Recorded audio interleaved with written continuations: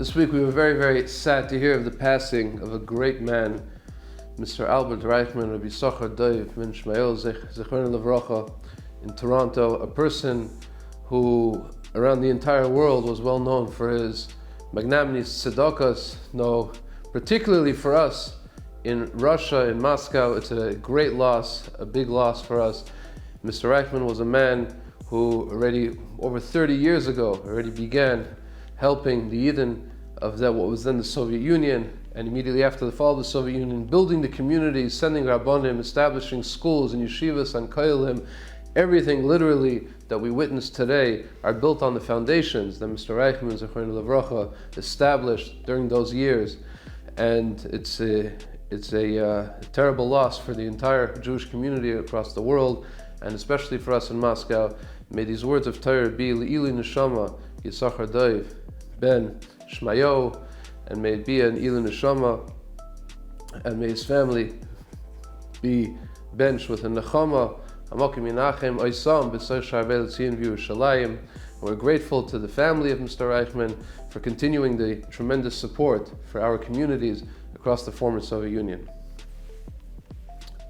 Parshas Miketz, we read about the dreams of Parai. Parai has two dreams. He's very disturbed by the dreams, and he can't find an explanation. He calls his Khartoumim, his palace sorcerers, and none of them can give him a satisfactory explanation. He calls upon the advice of his Sar Mashkim, his wine butler. He calls Yosef, and he describes the entire dreams that he saw, and he says, and I told the dreams, I told my Khartoumim, my professional sorcerers, I told them the dreams, and none of them can explain to me the interpretation of the dreams. Why was it necessary for Parai to add those words? And I told my sorcerers, and they couldn't come up with an explanation. Wasn't it sufficient for him to tell him the dreams? And he says, I'm disturbed, I don't understand the dreams. Furthermore, when Yosef starts to explain the dreams, the first thing he says is, Chaloim Parai Echad, the Chaloim of Parai, the dreams of Parai. The dream is actually one message.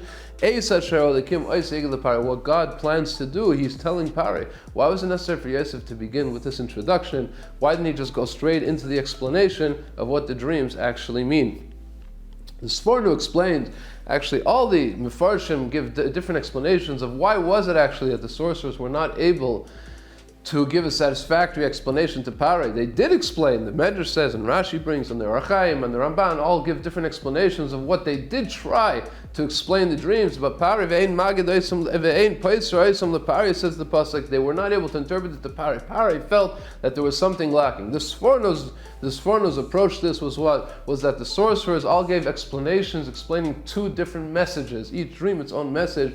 Parai understood that it was chaloim, that's why he said ba'chaloimi, in my dream, not in my dreams, because he understood instinctively, he understood internally that it was one dream and not two dreams, and that's why he rejected all the explanations. But what Parai was worried about was that, yes, I understand that the explanations were not correct, but how could it be that my professional sorcerers were not able to find the satisfactory explanation? These are not regular people, these are the world experts in interpreting dreams, and they weren't able to do it. So besides the fact that he could not understand the dreams, he was bothered by the fact why the Khartoumim were not able to give him the explanation. I told the Khartoumim, they weren't able to tell me.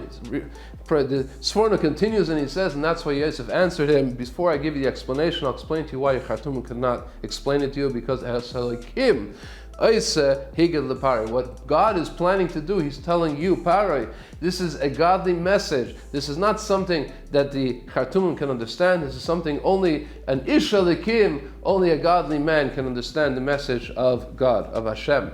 The Netziv and Hamikdavar gives further explanation to the words of the Sforno. It says as follows: a dream, it's true. There are things in dreams that give us a hint, give us an understanding of what's going to happen in the future. Gemara is full, Chazal is full of different ideas of, if you see this in a dream, you should understand that this will happen. If you find this in the dream, this will happen. So we know that the dreams do tap into some sort of future events, and these future events exist in a certain realm. And sorcerers, people who are on that level, who use their koiches, they're not koiches de kedusha, they're koiches hatoma. But these koiches hatoma are real, and they work, and they're able to tap into these future events which are already existing on some realm. But that's when it's just a regular future event that's going to happen. But when it's something that's Halikim Oisa Higad Lepari, when it's a message of prophecy, when it's a message of Nevuah, HaKadosh Baruch Hu is giving a direct message to Pari, this is something that the Khartoumim have no access to. That information is information which is only given through prophecy, only through Nevuah, only through an Ish Halikim, a Navi that reaches the level of Nevuah can give over that message. And that's why Yosef said, your Khartoum are very powerful. They have very powerful powers. They're able to find and they're able to tap into a lot of information, a lot of supernatural powers that they use in order to tap into the information, but not Nevuah. Nevuah requires Esalikim, Oisig Lepari. That's why Yosef, I'm able to interpret the dreams, and they were not. Good Shabbos.